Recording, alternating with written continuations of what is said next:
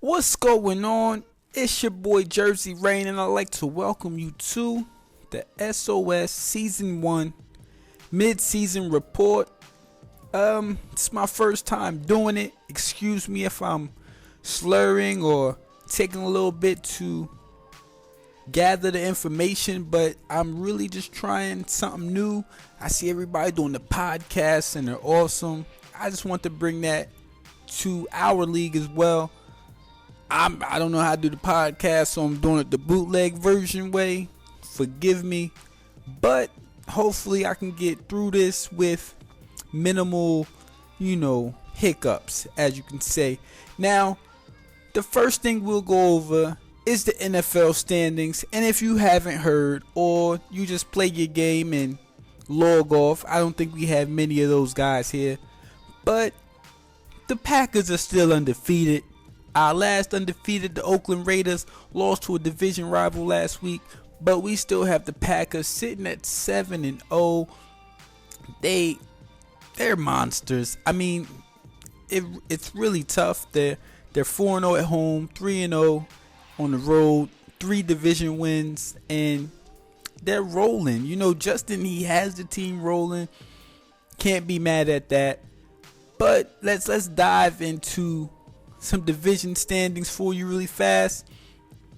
Right now in the AFC North, the Steelers, they have a little fight going on there. They're at 5-1. They have Cincinnati at 4-2, who lost one.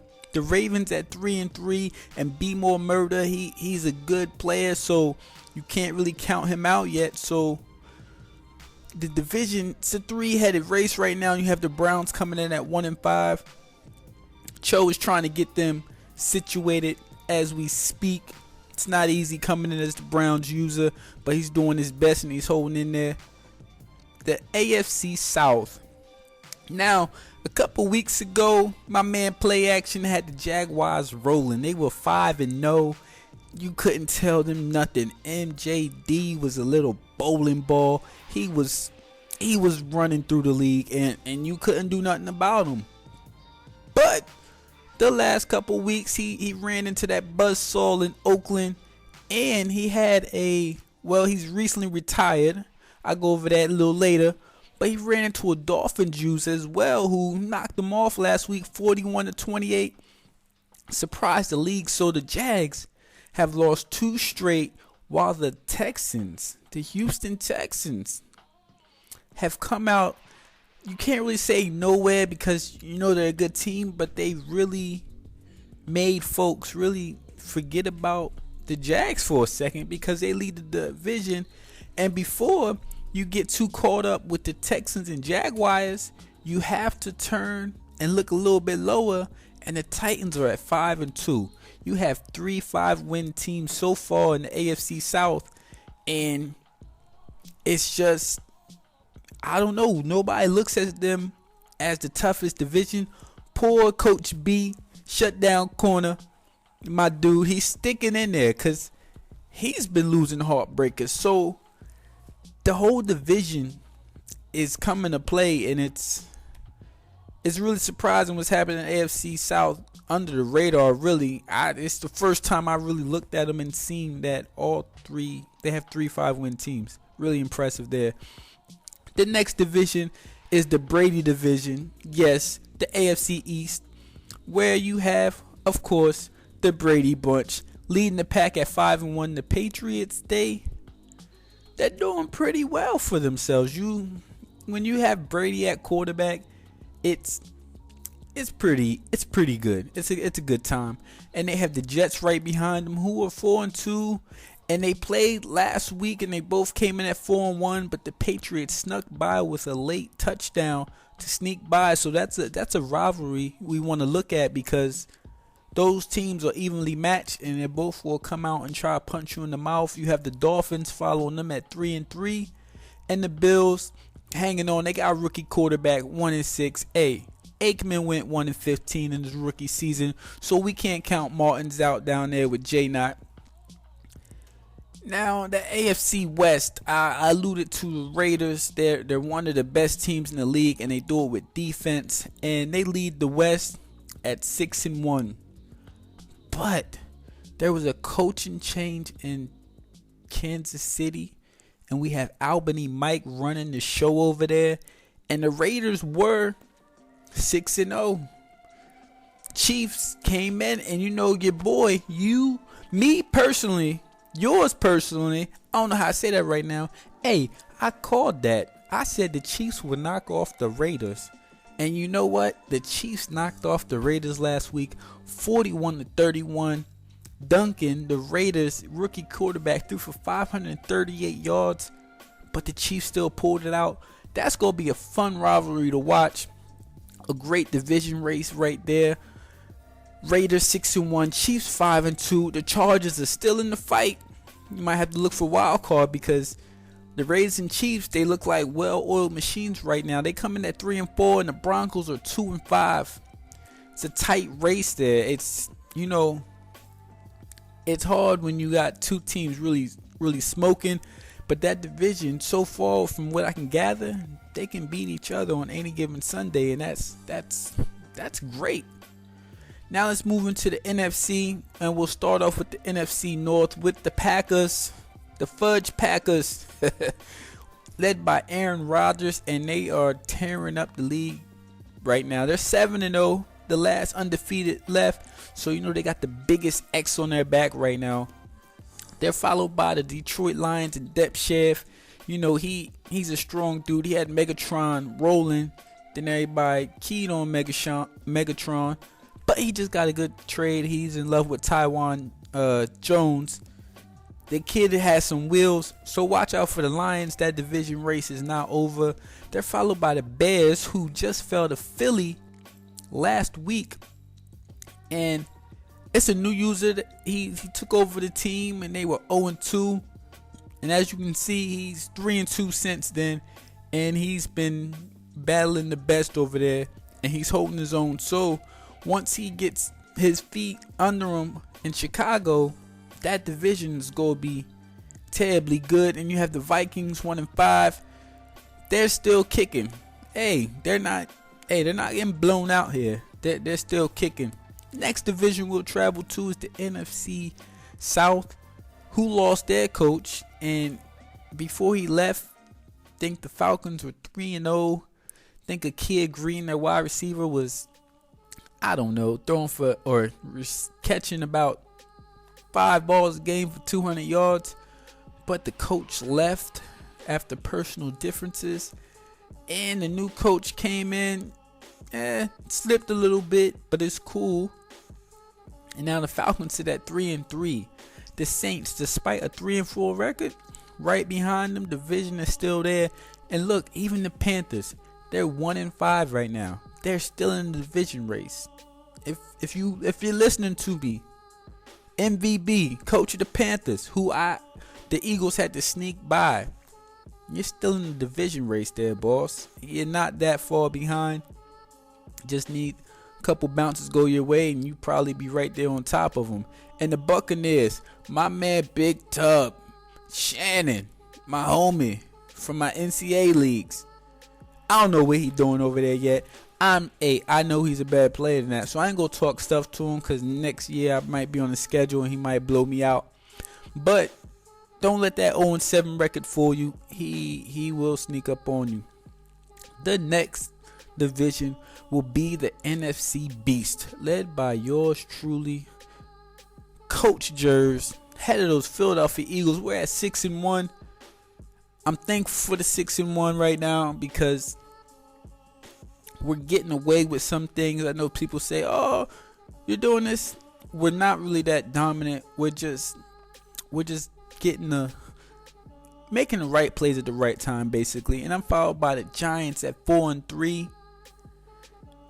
Giants user, I had some hope that he'd knock off the Packers user, but he's right there. He's still in the mix, and that's who it looks like I'm gonna have to fight the division for, as the Redskins are 2-5 and the Cowboys are 1-5. But I think 10 wins this division, and unless I'm not gonna say it, they can go on a run, but the Redskins are going to have to go 8-1. And the Cowboys 9-1, and that's just too tough in our league. and figure I just said 10 wins. I only have to go 4-5 right now. That's possible in this league. And the Giants only have to go 6-3. That's possible in the league. But 8-1 runs after 2-5, and that's a little tough for them. But the wild card race, I haven't looked at that. I don't think we're gonna look at that right now. It's too early to think about that. But division races, it's kind of cool. It's kind of cool because I don't like doing the mathematics when it comes to all the tiebreakers and whatnot to see who's ahead of who, and everybody's still bunched together. So it's a tough thing to do. The next and final division for the standings is the NFC West, led by Indy alum, Go Bama, or Roll Tide, whatever the bums say down there in the SEC. But the Rams lead the division at 5-2, and with the talent right there in St. Louis, it's supposed to be a rebuilding year. The 49ers, who at 3-3, are the ones that's supposed to be running the division right now, but the Rams are 5-2. So I'm not sure if St. Louis can keep up that momentum, or San Francisco will find their groove, but that's a little surprising. But they can't sleep on the Seahawks down there. They're 3-4, and they got AJ Green in a trade. Their defense is pretty much dominant. If they find some clicking on offense, hey, you might have to be chasing Seattle here shortly. And the Cardinals on the bottom of that division, 0-6. The owner is really trying to rebuild them, so they're fighting. I can't say they're rolling over. They're sucking for luck, or whoever the quarterback may. Actually, I think the quarterback just went down. The top quarterback went down with a shoulder injury, but the Cardinals are 0-6 and they're fighting.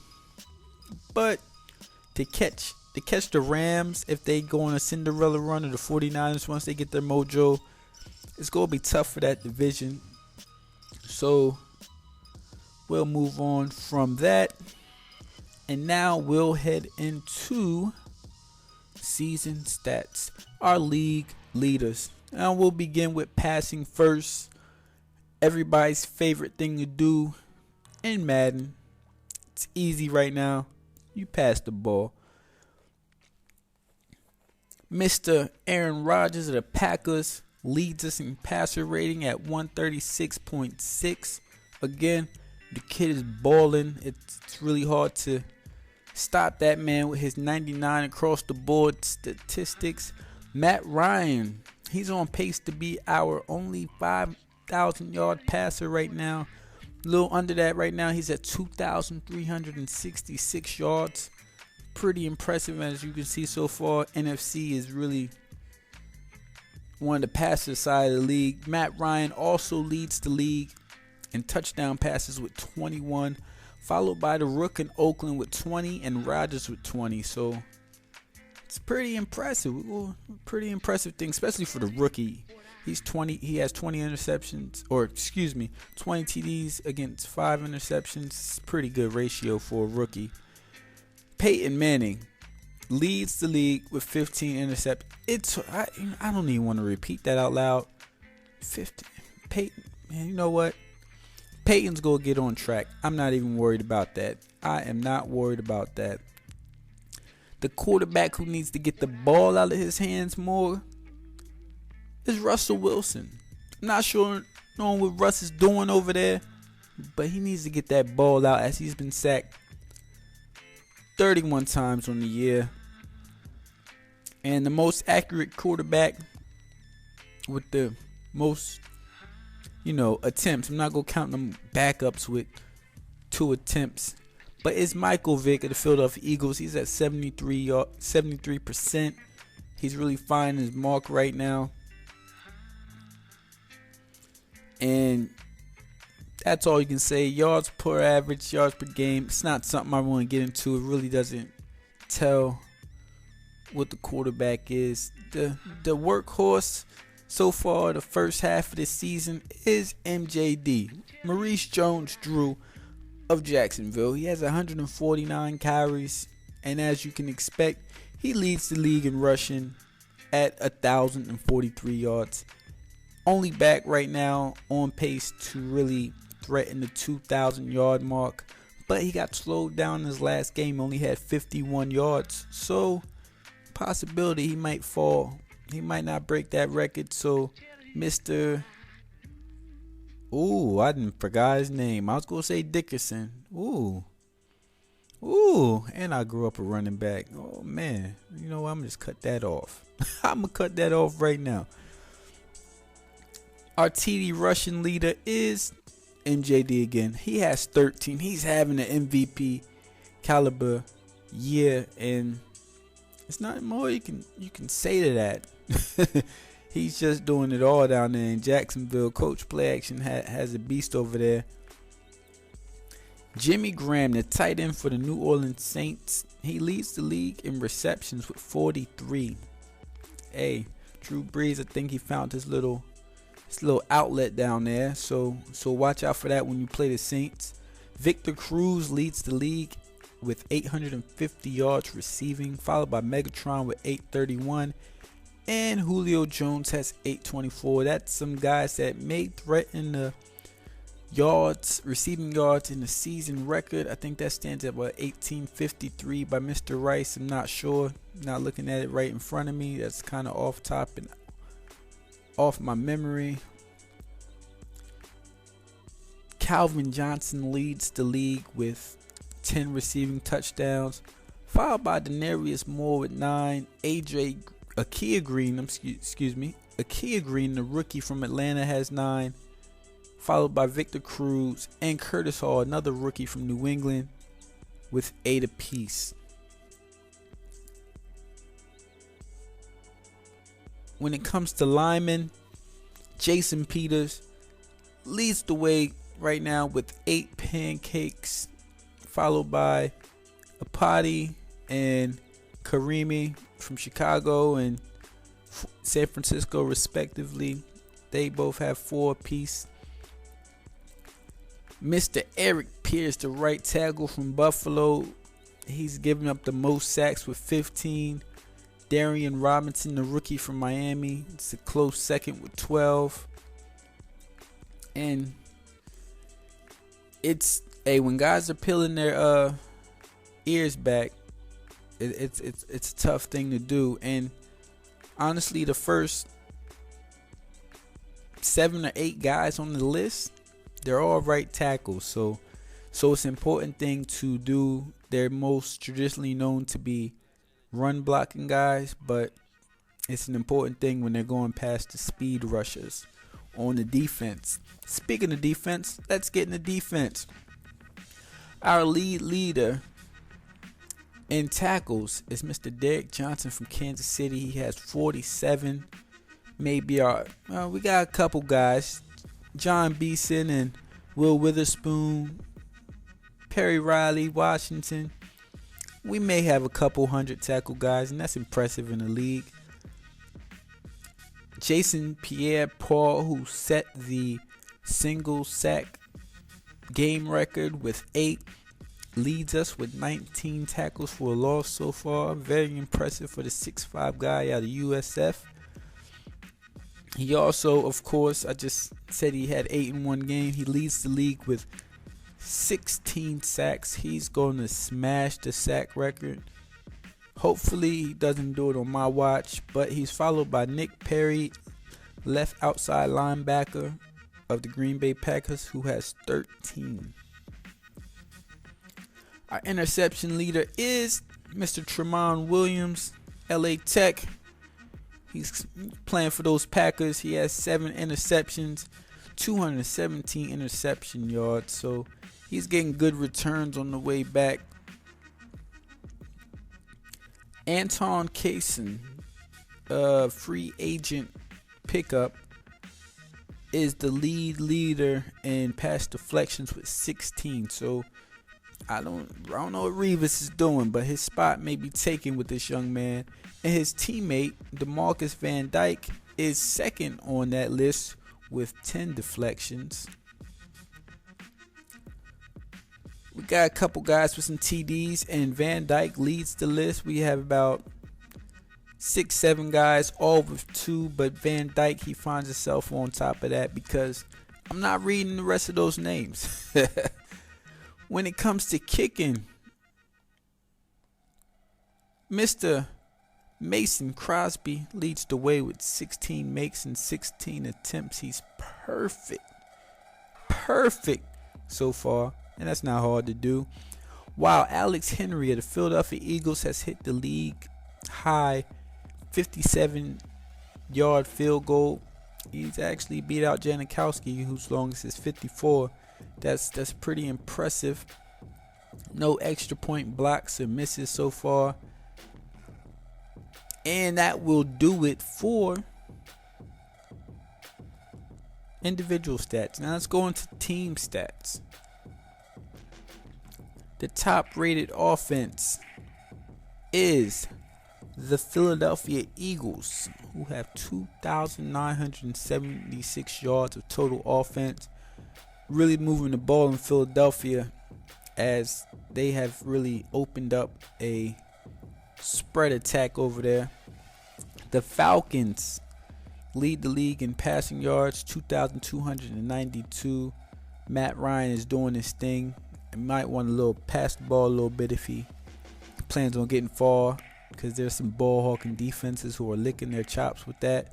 The Jaguars lead the league in rushing at 1,190 yards, followed by the Kansas City Chiefs, who have a rookie and Jamal Charles really running that rock well. They come in at 1,069. The Green Bay Packers lead the league in scoring, and they're rolling. They're 7-0, so 38 points a game. Whatever, it's expected. They're doing their thing. Passing touchdowns in the game, 23, or passing touchdowns by a team, 23, of course. Matt Ryan, he's doing his thing over there. Rushing touchdowns, of course, it's Jaguars, who Maurice Jones-Drew has all 13 of those. And the Philadelphia Eagles have the first down advantage or lead at 118 yards. Now, league schedule for this week. We have some pretty games that it's more of a flexing thing. For week 8, we have the Texans and Patriots. That it pits two good teams versus each other. Hold on, I'm getting a note from my assistant here. No practice from my youth team. Awesome news, because it's snowing right now. But we're going to get back into this. The Texans, Patriots, that could be a playoff matchup in the AFC sooner or later, as those teams vie for spots. We also have the Falcons and Buccaneers. Why this game is important is because we want to see if the Buccaneers are going to win. We just want to see them win. Speaking of winless teams, the Colts versus the Steelers. That's the race now. That is the race. We want to see who wins first. I'm putting them owners out there. We want to see if, I don't know. We want to see who's throwing it in to get the first pick of the draft. No, I'm kidding, you guys. I'm kidding. Now, another thing is the Broncos. Everybody's a Bronco fan this week. You know why? Because we all want the Packers to lose. Just lose one game. That's all we want. One game. You lose one game, we're good. We won't bother you at all. You can go 15-1. Long as you lose that one, we're all good. We all want to knock you down, but if he can do it first, we're good with that. Now, I was going to stretch this out and put on the top stories. We had a lot of coach movement. I won't get into that. I will just put a little notice out there for the league, is that if we say something to you, it's not the first, I won't say complaint, but the first time it's been brought up. So if you get a warning, it's probably because it's been already said multiple times and it's only your first. Just say, okay, I didn't notice I was doing something and I'll fix it, and that's it. Because we have quite a few guys that record, so they probably got the evidence, I say, on it. So if you get it, don't get butthurt and quit a league, because that's childish. If you lose a game, I hate losing more than I love winning. But if I lose a game, I calm down, I think about it. If I still feel some type of way, because it's a video game, and as a co-commish, I can't really say F you and start throwing chairs and stuff. So I really take a step back, think about it, and then I come back on. And it so happened that that's just me. It's human nature. It's Madden. Everybody knows Madden is a dick measuring game. So, before you measure your penis, just take a step back, get over it, and come back. It's a video game. Everybody's gonna lose. Nobody's gonna go undefeated. Especially if you're in NFC. If you're in NFC, you won't go undefeated, because I'm there and I will beat you. I will study the game tape. I will find every weakness and I will beat you. Even if you are a Madden bus winner on ESPN from 2006, I will find a way to beat you. I promise. No, I promise. But I'm gonna get off my high horse. I want to do a few more things, like some contenders and pretenders, and some MVP candidates, and some other things. But guys are already getting their games in, which is awesome in this league already. It's gonna kind of skew my stats right now, but hey, keep up the good work with the activity. We'll keep this love train moving, and I'll see y'all. And if you're in the NFC, you gonna have to come see me in the NFC Championship game, because that's where I'm gonna be at. But it's your boy Jersey, and I holla.